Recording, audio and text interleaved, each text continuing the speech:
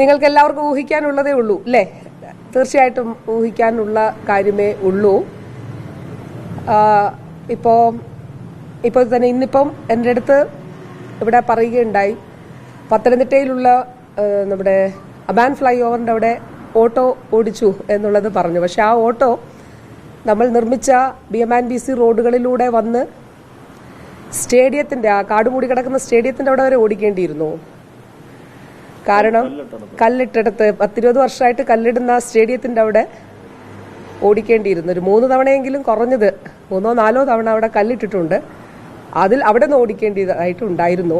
എന്നെ സംബന്ധിച്ചിടത്തോളം ഞാൻ ഇവിടെ ജനിച്ചു വളർന്ന ആളാണ്. ഞാൻ ഓട്ടോയിൽ സഞ്ചരിച്ചിട്ടുണ്ട്, നടന്നു വന്നിട്ടുണ്ട്, ബസ്സിൽ വന്നിട്ടുണ്ട്. അപ്പോൾ എനിക്ക് പ്രത്യേകിച്ച് അങ്ങനൊന്നും ചെയ്യേണ്ടതായിട്ടില്ല.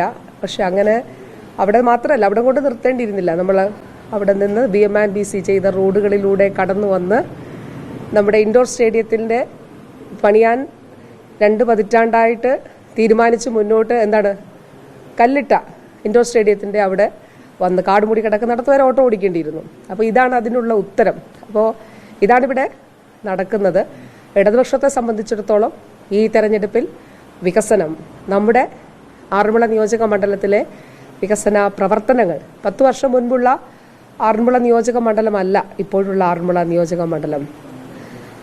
അപ്പോൾ തീർച്ചയായിട്ടും ആ വികസന പ്രവർത്തനങ്ങൾ ഓരോന്നായി ജനങ്ങൾക്ക് മുൻപാകെ അനുഭവവേദ്യമാകുന്ന വികസന പ്രവർത്തനങ്ങളാണ്.